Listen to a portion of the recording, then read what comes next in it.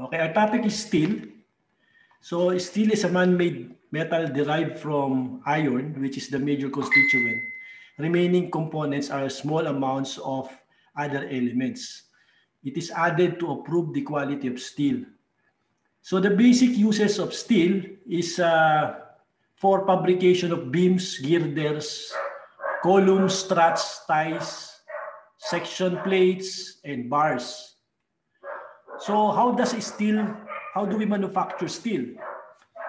Steel making is the process for producing steel from an ore and a scrap.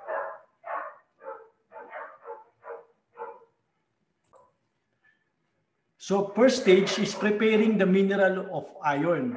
So it starts in the mine or quarry where it is obtained. Its nature in a rock within iron, oxide, dirt, and other impurities. As per our other lectures regarding the stone, no. So if you quarry the mineral of iron, no, you will encounter other impurities in that stone. So you need to remove those impurities. Okay. So the process is to grind it into sizes that and separate the iron core that the iron ore that is attracted to magnet and the part of the rock that is not attracted to the magnet, as you can see in the figure. No? So the second process of preparing the mineral of iron is the mineral is washed to remove the dirt, and then it is crushed into fine sand. No? And after that, it is sieved. No? It is sieved and then again separated from the ore. So there is a process that you need to achieve a certain size of sand, no, for this particular type of manufacturing of steel. So after that, it is now put into a blast furnace, no. So it is mixed with limestone, coke, and the ore, which is what we processed before, no. So the coke is the fuel, which few impurities and high carbon content, usually made from coal. Then limestone, a sedimentary rock consisting predominantly of calcium carbonate, and the other product is the iron or the ore. Okay. After that, no, this is the figure. No, this is how it is put into a blast furnace. No, so the temperature is very high, about 1,500 degrees centigrade. So it's the melting point of steel. No, 1,500 degrees centigrade. So the iron ore, the coke, and the limestone are poured on top, and then it is burned, no? Okay, so up to 1,800 degrees centigrade, and there is what you call a molten slag on top and the molten iron at the bottom. And the molten iron is being collected, no, by a drip mold, and the molten slag is being collected for the slag. Okay, so as you can see, there is the molten slag is the one on top of the molten iron. So the molten iron, no, is called this is the lower part of the blast called the crucible. The lower part of the blast furnace is called the crucible. The melted mineral precipitated on it is the pig iron or the molten iron. So this is the pig iron. After it's molten, it's called the pig iron. So the pig iron is the usable part of this process, no? The pig iron.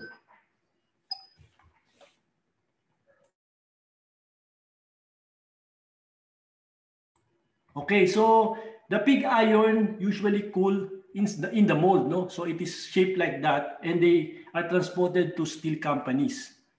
So this is the pig iron contains too much carbon and impurities in the composition. They need to reduce the carbon before becoming to steel. No, they need to reduce contents of carbon. The third stage is this when the carbon are reduced, no, inside a converter. Okay, and then scrap is added to the pig iron so that the scrap is recycled. Oxygen is injected in order to burn the carbon and eliminate the impurities. After the slag is removed, so that the slag and the liquid steel is ready to get its final shape. So the liquid steel, there is other minerals are added to the liquid steel, like manganese to strengthen the steel. You add chrome to create a steel chrome, nickel, phosphorus, and this can create different properties of the alloy. Adding carbon increases the tensile strength. If you add more carbon from the processed ore, it strengthens and hardens but lower the ductility and toughness. In building, we use structural steel which has a low carbon up to 0.1% to have conductivity and yield. So this is the process in making what you call steel section. Okay, so this is the process we talk about, and then this is the pig iron. Then it is molded into different shapes, after introducing other minerals. So we have different types of product of steel. We have the cast iron, the rough iron, and the steel. Okay, so the cast iron, it is crude containing 2 to 4% carbon. The melting point is about 1,200 degrees Celsius. It is hard, and the compressive strength is 6.3 to 7.1 tons. The ultimate tensile strength is 1.26 to 1.57 tons. The rough iron, this is the purest. It contains up to 0.25% carbon. The melting point is 15 degrees Celsius. It cannot be hardened. It cannot be hardened or tempered, And compressive strength is 2.0 tons to 3.15 ang kanyang tensile strength. Okay, so the compressive is lower, but the tensile strength is higher. In the compared to cast iron, the steel, it is midway from rough iron to cast iron. So the melting point is 13,000 to 14,000 degrees Celsius. It can be hardened. It can be tempered. The compressive strength is 4.75 to 25 tons. The compressive is higher than the cast iron. And the tensile strength is higher than the rough iron, which is 5.51 to 11.2 tons per square meter. So the steel is the most commonly used type of byproduct of the ore. The cast iron, it does not rust easily, so that is why they are used for pipes, and other.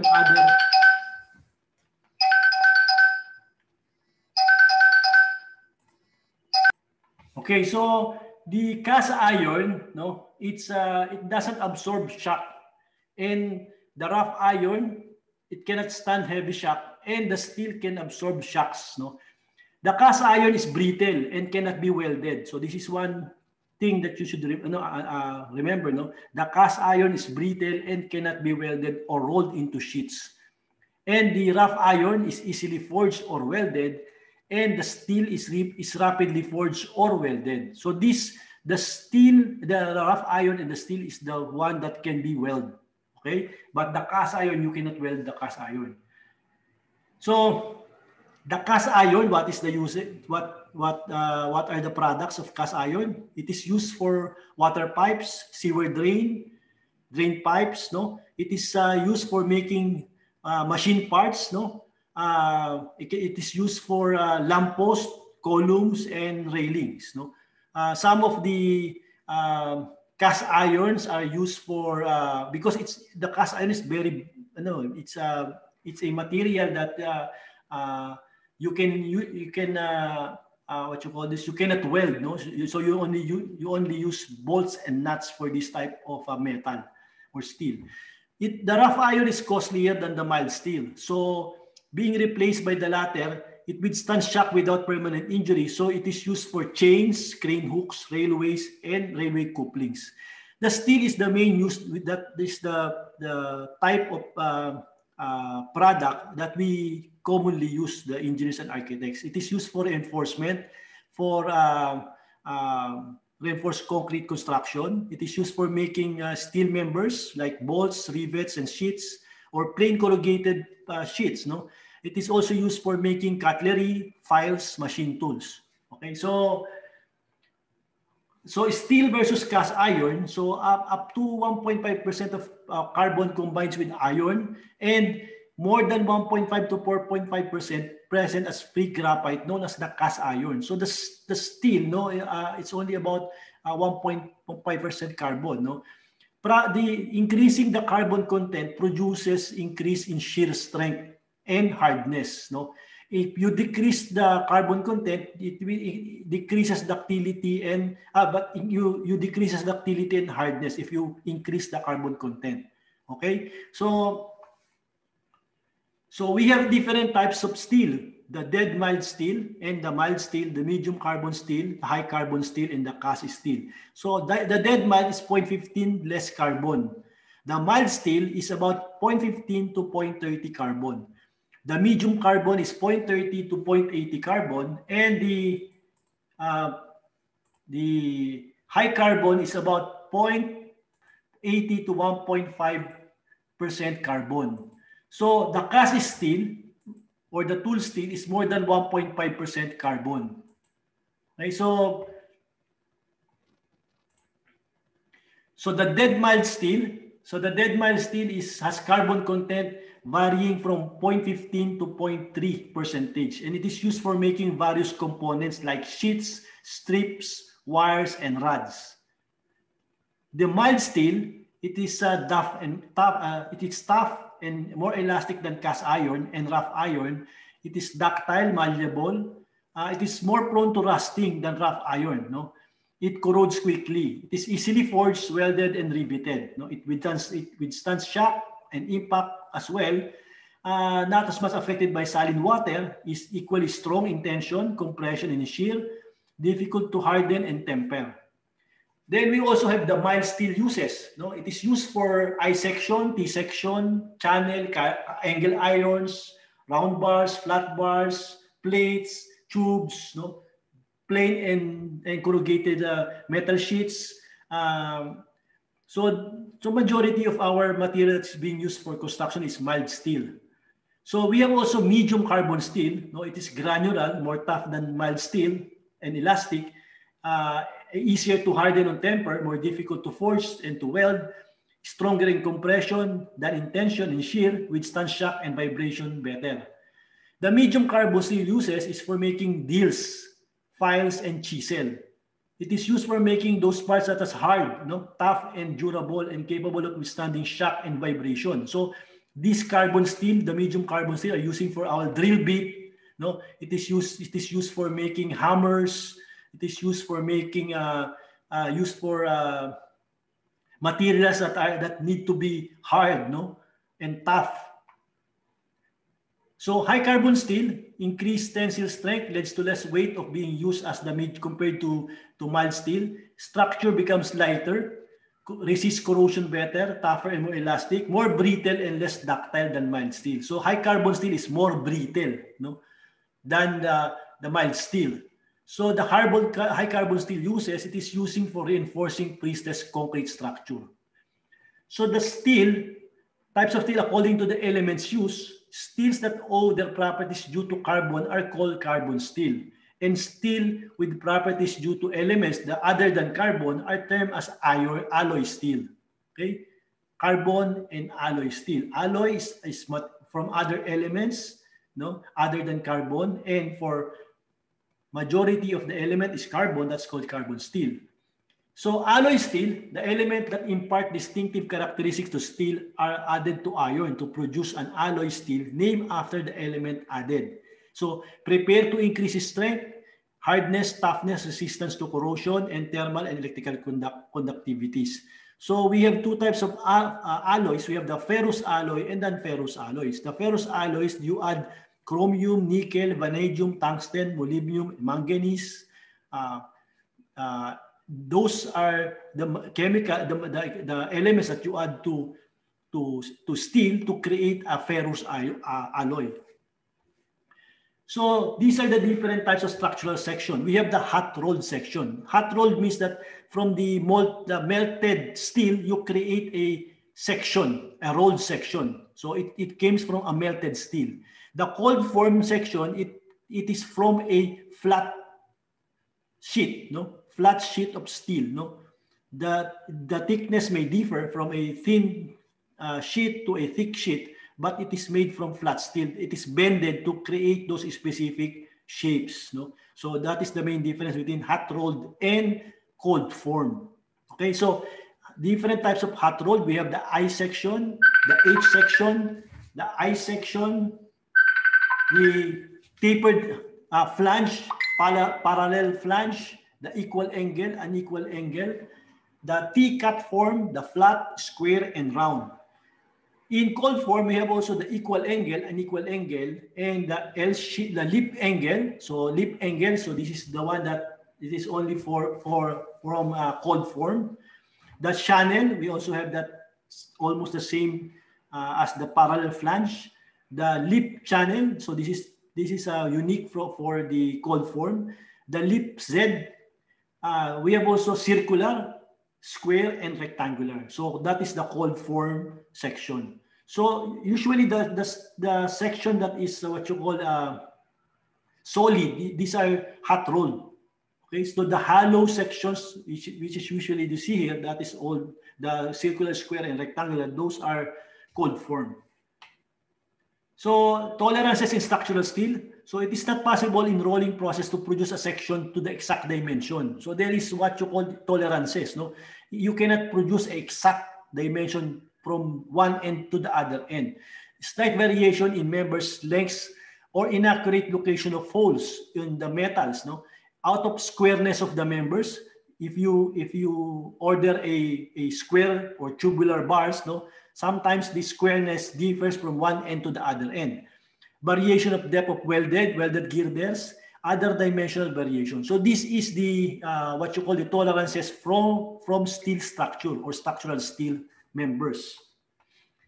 The most common method in joining structural is bolting. No? So if you have a non-weldable metal, you use bolts, no, for joining metals or steel. No, so you use bolts. So there are different types of methods how to bolt a two metal sheets or two metal sections. No. And another one is welding. No, there are three types of welds. We have the butt weld. No, as you can see in the figure, the butt weld. We also have the fillet. No, in joining two sections. No, that is full penetration butt weld. Full penetration butt weld. That is and also the lap weld. No, and the fillet weld. So the different steel section, we have the I section, T section, channel section, angle section, steel bars, tubes, plates, sheets, and strip. We have also the Philippine National Standard, the PNS 49-2002. This is the specification for steel bars for concrete reinforcement. The scope and application, this standard specifies the requirement for deformed steel bars for concrete reinforcement. It applies to steel bars manufactured from prime billets or ingots supplied as rolled or hot rolled with subsequent quenching and self-tempering. 6 grades of steel bars are defined, namely grade 230, 275, 415, 230W, 275W, and 415W. The W grade steel requires a maximum carbon content or carbon equivalent of 0.55 and a maximum carbon of 0.30%. So W means that you can weld those types of steel. Okay, so as you can see in the table, no, regular steel bars, we have the 230, 275, 415 grade. And we have the weldable steel bars 230W, 275W, and 415W. So those are the weldable bars, no? Because you have different types of way to attach two bars or two plates or two sheets, no? Two metal sheets. So you need to know if you will attach it by welding or you will attach it by bolt, okay? Or both welding and bolt. If you will attach it by welding, you need to buy a weldable steel bar, okay? So we also have the different types of, these are the characteristics, the mechanical properties. We have the yield strength, tensile strength, the elongation percent, handling angle degree, and diameter of pin or the nominal diameter of the specimen. So these are the technical mechanical properties. These usually the properties that are shown in the table are commonly used by engineers in calculating the type of or the specification for the steel that they will use for their structures, the computation of the structure. This is the nominal dimension and unit mass. This shows the diameter of the rebar and the weight of the rebar per meter, kilogram per meter. So as you can see, if you have a 10 millimeter, the unit mass per meter, kilogram per meter is 0.617 kilogram per meter of a 10 millimeter rebar. If you have a 32 millimeter rebar, a 1 meter 32 millimeter rebar, the weight is about 6.3 kilos for a 1 meter na 32 kilograms, 32 millimeter. So this is the table. This table is very useful in calculating the weight of the building and the weight of the steel that you will procure. Okay, now today the cost of the steel per kilogram is about, it ranges about from 40 pesos to 60 pesos per kilo. That is the cost per kilo of steel.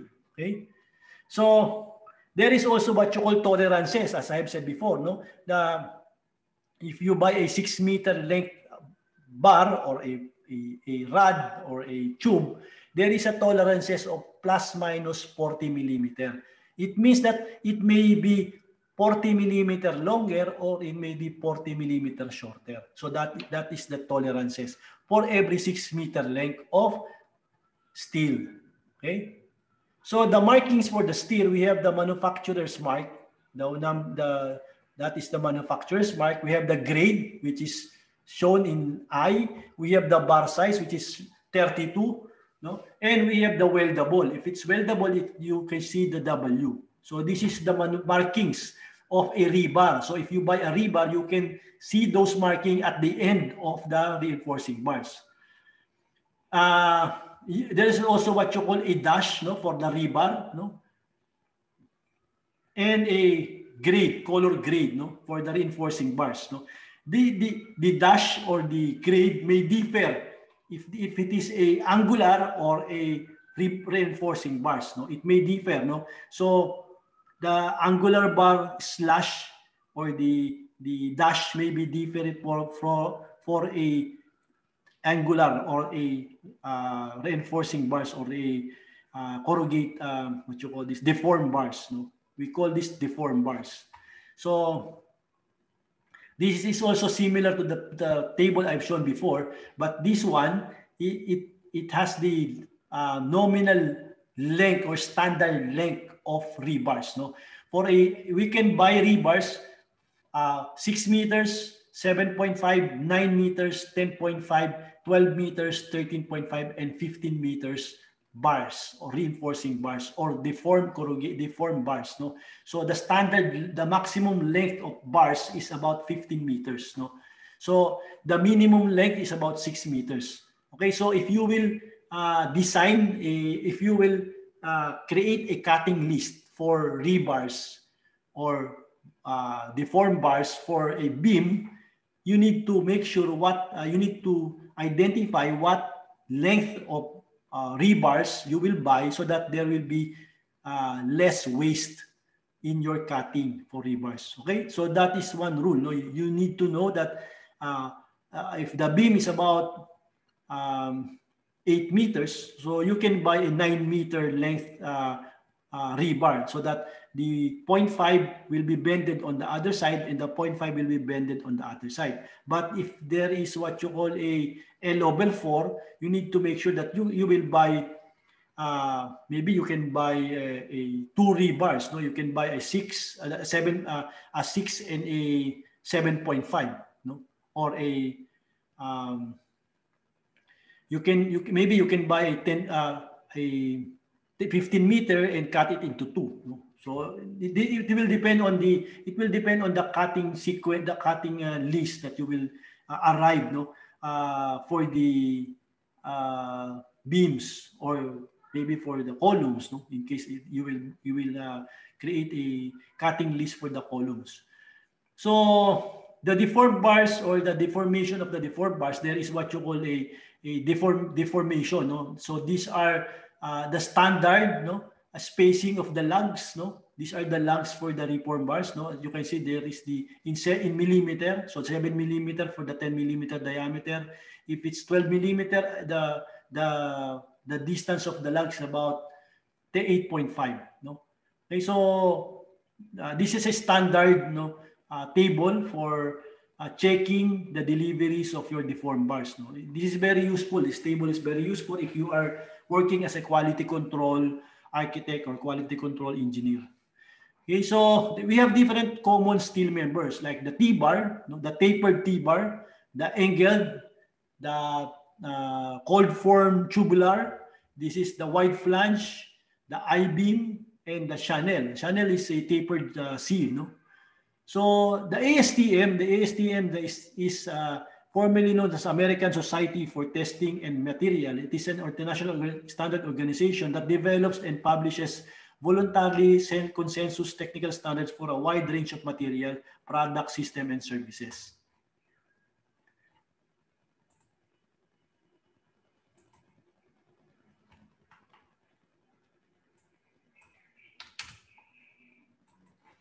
So you can see that ASTM is used for as a standard for the different types of sections of steel tubes. It can be a round, square steel tube or rectangular steel tube, depending on the use. We also have the roofing. No, steels are also used to make roofing. These are the different types of roofing. We can create a rib type. These are corrugated, and this is the tile roof. No, and also steel can also use for decking. No, the decking you will pour concrete on top of this decking. No, you will not use a formwork, but instead use a steel decking, and you will not remove the decking afterwards. No? So after you poured concrete and the concrete is cured, no, for the slab, you will not remove the steel or the steel deck. That will be part of the structural reinforcement of the slab. So the beam sizes, these are the different sizes of beams available in the market. Okay, so and these are the markings for angle bars. No, usually we can see the company logo. This is the company logo where you bought the angle bars, and we have the logo, the leg length, no, the leg length, and we have the grade. No, this is the grade of the markings. No, so these are the different grade markings. As you can see, 250, 185, 235, 275, 355. No, these are the grade markings that you will see on angular bars. No. So these are the different color coding at the end of an angular bar, no? Blue, red, yellow, and this is the thickness for that particular code, no, or color. Okay, so as you can see, the silver, it's a 12 millimeter thick rebar. So this is very important in stacking, no, or storing reinforcing bars. You can easily see what is the size of the rebars, no, or the thickness of the even in reinforcing bars, deformed bars, there is also color coding. Okay, what are the steel structures? In steel structure steel is the main load carrying material to transfer the load within them and to transfer load to the ground. So example of steel structures, we have the I-beam, the sections, the channel, steel plate. Steel concrete composite structure are also used in high-rise buildings. So sometimes we use a composite structure, a combination of steel and concrete. Those are called composite structures. So properties of a structural steel frame. So it can withstand a long span. No, if you use a steel frame, the support, no, can be much wider than the concrete. With columns on small sections, great building heights and high load bearing capacity, combined with low dead weight of the structure. It is structural system in which openings can be easily provided, and to simplify installation and services. Okay. So another property of steel frame, no, the construction time is shorter, no, because of the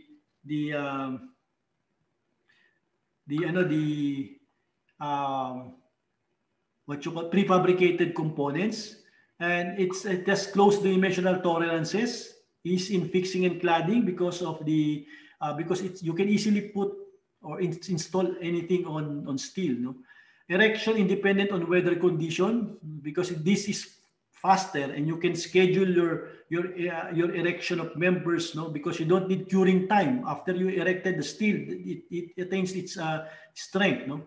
The modest demand of space on site, you don't need to store cement, concrete, sand, no, on the site, because you need only steel, no, and it uses dry construction, no? So you need to use water for this type of construction, the steel frame.